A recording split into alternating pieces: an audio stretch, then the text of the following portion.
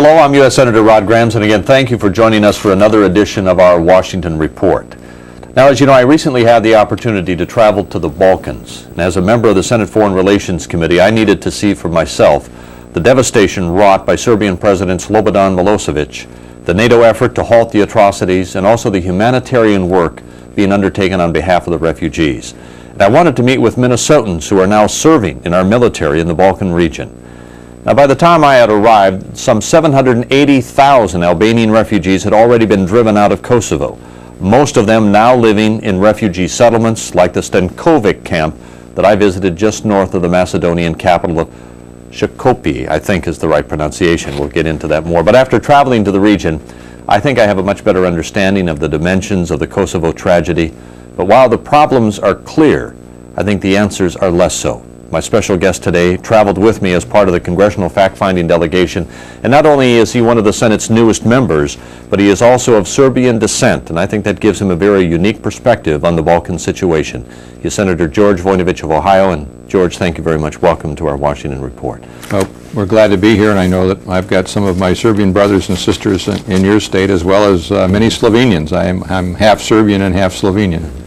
Well, this trip, I think, was very important for you, and I think in our conference, I know when we've been talking and debating the issues, you've brought a very unique perspective because of your heritage and a lot of the ties that you still have with the area. And as you know, in Minnesota, we have a large population in northern Minnesota, especially from the Balkan Serbs and Croats and Albanians and et cetera, and Slovenians. So it is a very important issue to not only our what's going on there, but also the family ties that stretch across the country as well. So, George, basically during our trip, I think we witnessed, firsthand some of the, maybe we can start by talking about the humanitarian aspects of this, and that is dealing with the refugees, and maybe giving some of your impressions on how that effort is going and really how to size up the situation itself. Well, I think that you almost can't really appreciate what those refugees are going through unless you have some idea of what ethnic cleansing is about. And as I mentioned to you, my family experienced that. The Serbian part of the family lived in southern Croatia. And in 1995, 250,000 of the Serbs were cleansed out of southern Croatia, and in our family, there were 4 houses. One of them was burned down. The others were damaged terribly, and people moved out. And to make that that change is just horrendous. And then to be in a refugee camp and experience what we saw there. The impression that I had was that we could have a humanitarian catastrophe unless we really understand the challenge that we're going to have, because most of those people are there, regardless of whether we end the war next week, are going to have to go through a winter in those camps, and we need to make sure that they don't end up freezing to death, that they have the food that they need, and all of the other amenities to keep them going while we try to repair the infrastructure so they can get back into Kosovo. Now, what we saw there was really basically in Stenkovic, it was a new camp, so to speak. In other words, I think some people had been there maybe up to 2 months. And really they had finally brought, I think, some order to it, the way they were being able to distribute the food, and et cetera. There had been some chaos ahead of that, we understand. But as you have mentioned before, as these camps are there longer and longer, the problems are going to get bigger and bigger. And I know I talked with some of the people there. They said that these camps have the same problems that a small city would have. We got 16,000, for instance, in the camp we visited, and that is with crime, sanitary conditions, water, disease problems, et cetera. And as you mentioned, the winterization, et cetera. So there's a lot of problems, or at least a lot of concerns that we should be aware of as time goes on, that this situation won't get better. It could only get worse unless we really work at it. We have that responsibility, and I mentioned, if you recall, when we were in Brussels at NATO headquarters, I said one can argue about how the refugee problem occurred, but the fact of the matter is that problem now is a problem that NATO and the United States have to be concerned about. And I think that your constituents and mine too should be very pleased with the fact that we've got lots of volunteer organizations over there that are doing a good job. If you recall, the organization that was in charge of that camp was the Catholic Relief Agency, and I thought doing a marvelous job of responding to the needs of the people that are there. And also we had, if you recall, Israel came in and they had a place for the kids, and then the German Red Cross had set up a hospital.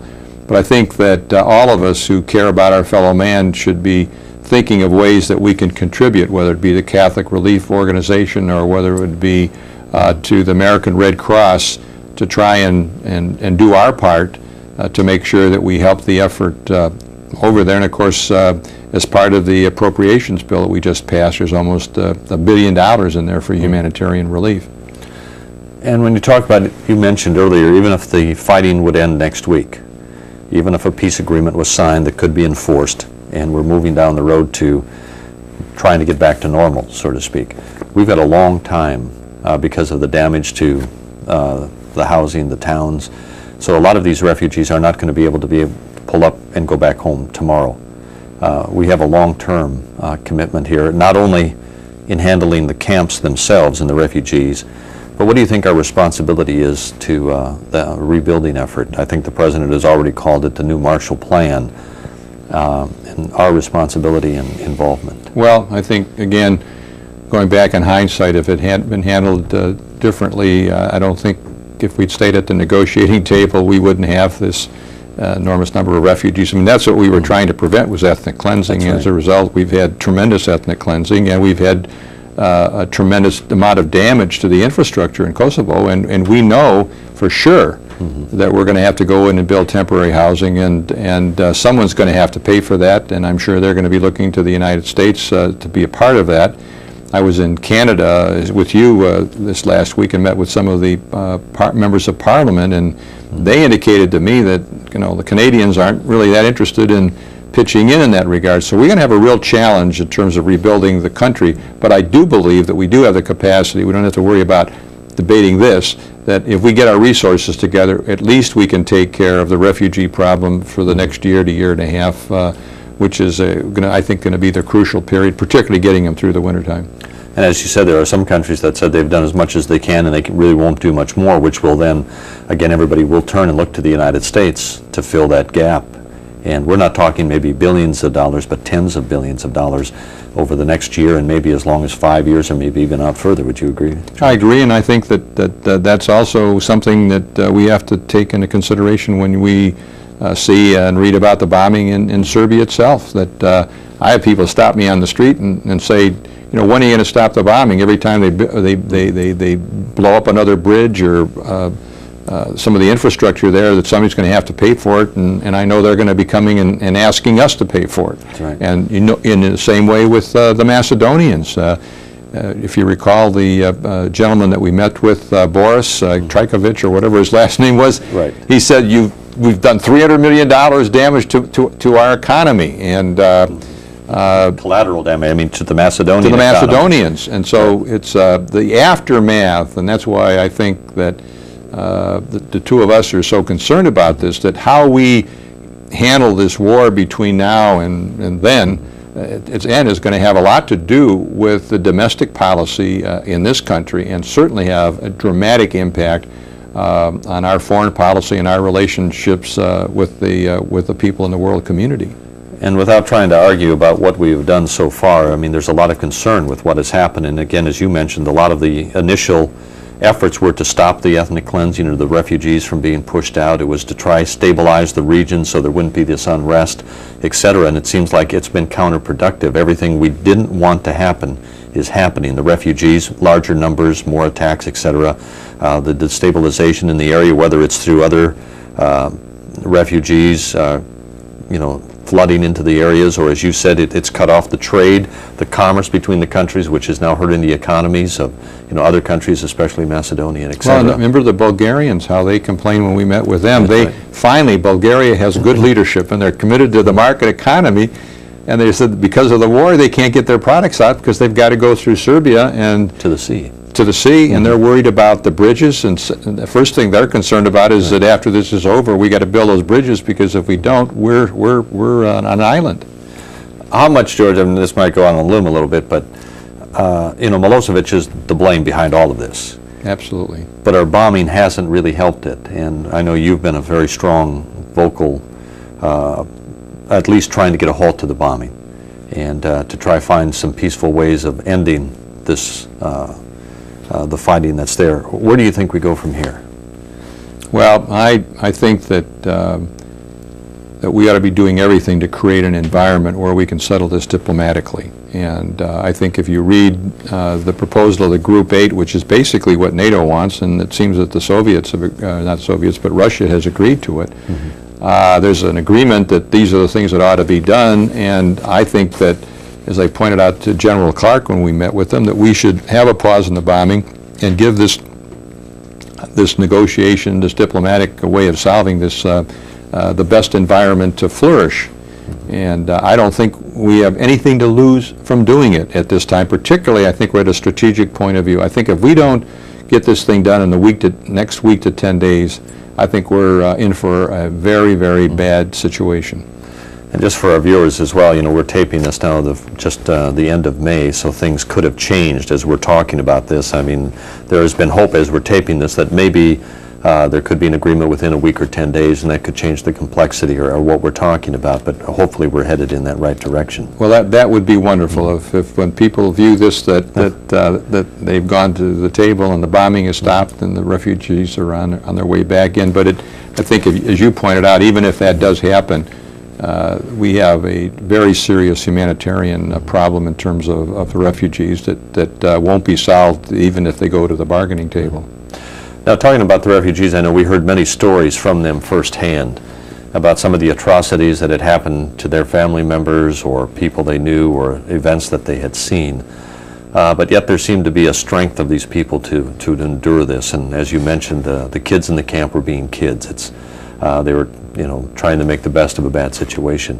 What did you think about the resolve or the strength of the people themselves in trying to weather this situation?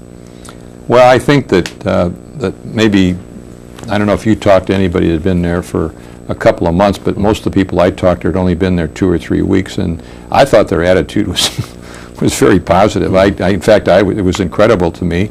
Most of the people that I talked to indicated that they wanted it over and they wanted to go back, and they were very strong about the fact that they wanted to have some armed peacekeepers there because, like anyone else, you'd be worried about, is this going to start all over again? So they need to have that kind of comfort. Mm-hmm. On the other hand, I really believe, Rod, that the people who've left there may not go back. Mrs. Clinton, after we got back from our trip, had a meeting at the White House that I went over and attended, and I had a chance to talk to the Albanian who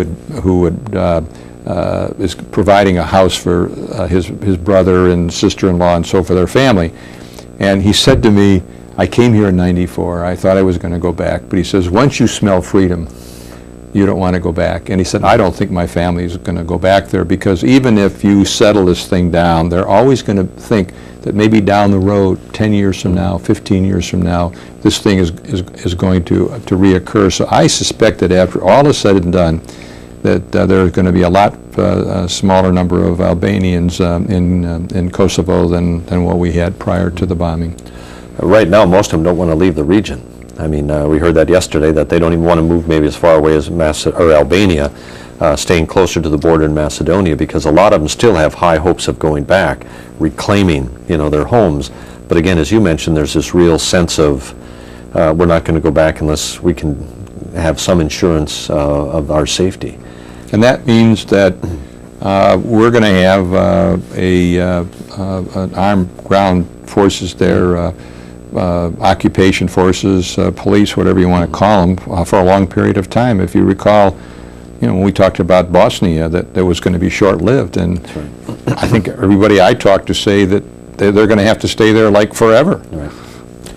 Because if you pull them out, the agreement is, or the situation, it would probably just escalate back into fighting again. So how long So it's only peace while it's being enforced, and that's why to have a lasting peace in this region, it's got to be something where both sides agree to. Absolutely, because if we don't work out something where there's a feeling of comfort by the people that are there, and that the only way that they can maintain it is by having armed people there to do it, again, we're committed. And somebody was reminding me the other day, we've had troops in Germany since the end of the Second World War, and I found this hard to believe. I visited Korea 2 years ago. 37,000 Americans in Korea, that had been there since the end of the Korean War.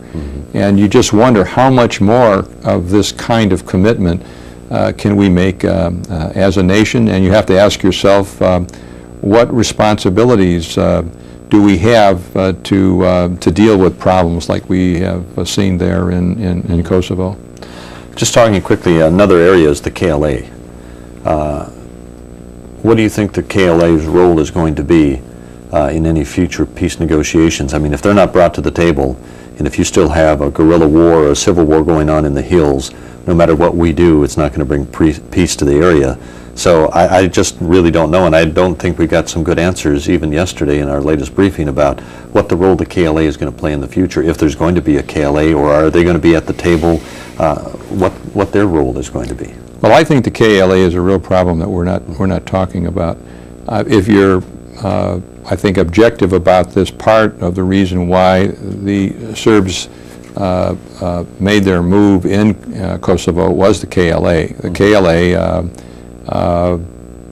want independence, and they're an extremist group. Some refer to them as terrorists who want independence for Kosovo, as contrasted with a lot of other Kosovars who really want peace and quiet, and have become kind of victims of the KLA. And then I've said on several occasions, if there hadn't been a KLA in Kosovo, you might not have had Milosevic's troops moving in to try to drive them out. And it seems to me that one thing that hasn't been taught, I think the point you're making is very well taken, is what is the role that they're going to play in the peacekeeping? And if they are an active participant in this, doesn't that mean that they will continue their efforts to gain independence, which is something that the Serbs are opposed to, and quite frankly, so are we. So are our NATO allies, because they feel that if Kosovo has independence, then it'll destabilize the area, because once they get independence, then the Montenegrins, who are Albanians, are going to want to join them, the Greeks are going to want to join them, the Macedonians, and so then you're going to have a whole new problem there. And that's, I think, a lot of the answers that we haven't gotten yet in talking to what is going to be the future of this, and how is that peace agreement. I think it's probably more complex than what we think it is going to be. Oh, I think it is, yeah. What about our troops, too, before we take a quick break here and kind of wrap up this segment on there? I thought the troops were a lot of effort had been put in. I think they've done a great job. Their morale seemed to be high. They seem to be willing to do what this country is asking them to do. I was impressed with what I saw. I thought that they did an outstanding. I mean, look at the camp that when we were in Albania, how proud that general was of how quickly they put that camp in place and how neat it was. And I was impressed with that. I was impressed with the Apache pilots who were ready to go. And I think it's real important too that we let your viewers know today that there's a real reason why the Apaches aren't going in there, and the reason is that the other planes that they're taking? Oh, the A-10s. A-10s are getting the job done that they would do, and they can do it a lot safer than if you put the Apaches in there. And last but not least, one of the things that impressed me talking to them, and it's a concern that I've got right now in terms of our forces, and that is the bitter complaints that I received from the pilots, who said that they had very little time to spend with their families. And when I visited Arlington, an Ohioan was one of the first to be killed in Kosovo, one of the Apache pilots on a training mission. And I talked with his wife, and I talked with some of her girlfriends that flew in from all over the world to be there for the funeral, who basically said, our forces are so small today that there isn't any time for family. And I think that's having a negative impact on keeping people in the service, and I think it's going to make it more difficult to attract them in if they know that once they get in there, they're not going to have time with their families. One of the pilots was another gentleman named Bjorn Johnson from Minnesota. Bjorn Johnson is a great Scandinavian name, but I had a chance to talk with him as well, and also the 133rd Airlift Wing out of Minneapolis that's serving in Ramstein, Germany, and helping the relief efforts as well. But again, their morale was high. They thought the job they were doing was very important and that they were doing it very well. So I thought the world of the fact that you went over and went to Ramstein and spent time with those, because as you know, the fact that you went there and made them feel really good. The general kept, remember, reminding us when we were in Albania how important it was that they see people from the States and know that they're supportive of what the troops are doing. They need the morale booster. That's right. We're going to take a break right now. We'll be back and talk more with our special guest, Senator George Voinovich of Ohio, right after this. The average kid doesn't get straight A's. The average kid could live on French fries. I could live on pizza and ice cream. Gummy bears. The average kid trusts their friends more than anybody. The average kid is totally bored. Totally bored. The average kid has a lot more on their mind than you think. The average kid is pretty strange. The average kid has been offered pot. The average kid thinks everybody else smokes it, But the average kid doesn't. The average kid is anything but.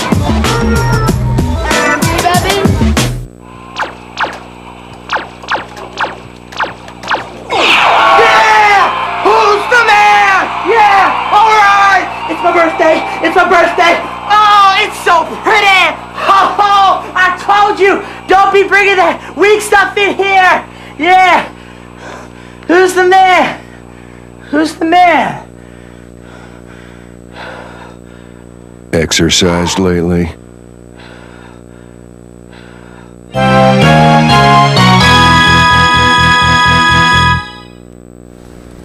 And once again, thank you for joining us on our Washington Report. Our special guest today is Senator George Voinovich of Ohio. And George, thank you very much for being with us. And talking a little bit, I thought we'd get to know George Voinovich a little bit too. You're a former governor of Ohio, served 2 terms there as well, and now a senator. I think you've had the opportunity to look at the legislative process from the perspective of both the state level and from the federal level. Has the transition, how has it been for you? Tough. I was mayor of Cleveland for 10 years and then governor for 8, and there's a real transition from going from the executive to the legislative branch. In fact, at this morning's prayer breakfast, I was talking about my frustrations and how I sometimes ask myself, you know, what am I here for? And as you know, we debate so many things here, and you wonder, am I really making a difference? So it's been a real transition for me. As you know, when you have we have 55 in our caucus, that's right, and you've got 55 different opinions, and it's very difficult to get everybody moving in the same direction. Whereas as a governor, you would bring in your staff, you would listen to everybody's opinion, make a decision, and you'd go with it. Here, you're just one of 55, and at least on the Republican side. Right. You're right. I mean, as governor, you're at the helm. You're making the decisions, and here as the Senate, as in state legislatures, et cetera, you're one of the crew. And there's a lot of give and take, I think, in the legislative process. And I know we've had a number of senators that have moved back and become governors. Dirk Kempthorne, for instance, of Idaho, made that transition, and he was in saying that it's a lot easier to go from maybe the Senate to being governor, but coming from the governorship to here is got to be a different transition. I think, and it maybe sounds real simple, but the fact is that when you are a governor, you control your schedule. I'll never forget Pete Wilson, who served in the Senate and went back to be governor of California, and he said the thing he enjoyed most was that he controlled his schedule. But as you know, here in the Senate, I don't think a lot of our constituents understand this, that I have a phone and a beeper, and I feel like I'm on a tether, and you can have something planned and they'll tell you it's going to be a vote at 5:15. It turns out it's 7:15, and very difficult to have kind of a regiment to your life. And so I think that's I guess the biggest transition for me. Though I will tell you that as a governor right now and this war going on, I would be very frustrated because my voice would have very little impact here, whereas a member of the Senate, we're both very much involved in trying to influence our country's decision-making in this arena. So there are pluses and minuses in the transition. Well, it's the jobs. What is it Emerson said, for everything you lose, you gain, and for everything you gain, you lose. That's right. Yes, it is. What about your appreciation then for the states' rights or state rules? I know a lot of it is over the years, and I've been a strong supporter of more states' rights. It seems like Washington is slowly eroding a lot of the responsibilities or opportunities for the states and dragging that to Washington. And our effort really has been to restore some of the state obligations or rights or authority. Do you see that more now that you're on this side of it as well? Well, I've been a strong supporter of states' rights and state and local government forever. I was president of the National League of Cities and also chairman of the National Governors, and lobbied here for 18 years to restore more power to the states. And we're lucky to have people like you who understand how important it is to bring that back to state and local government. And I think we should both feel very good that we passed two significant pieces of legislation that deal with returning power back. One of them was EdFlex, the bill that will allow states flexibility to use some four federal programs in a way where they can do a better job of making a difference in the lives of their kids, because they know more about how to spend the money on the local level than we do in Washington. And last but not least is this tobacco recoupment legislation that we passed, where we basically said that those states that have won those lawsuits, it's their money, and we're not going to put our hand on it and let them decide how it's going to be spent. So I would say that so far we've struck a couple of blows for freedom and for states' rights. Yeah. Although the administration has other ideas as far as the tobacco money goes. George, in just a final 30 seconds we have, what do you see as the biggest challenge yet in the 106th Congress? I think the most important thing that we should be concentrating our attention on right now is getting this war over and getting things back on track, because if we don't, it will have a devastating impact on our domestic policy, because it's going to suck money out that we should be using for our people, and last but not least, I think have a devastating impact on our foreign policy. Well, George, again, thank you so much for being with me, and I'll tell you, it was great to travel with you and to get to know you better, and also in the Balkans, but in Canada as well. Thank you very much for being with us. Thank you for having me. Thank you for joining us. We'll be back again next month. Take care.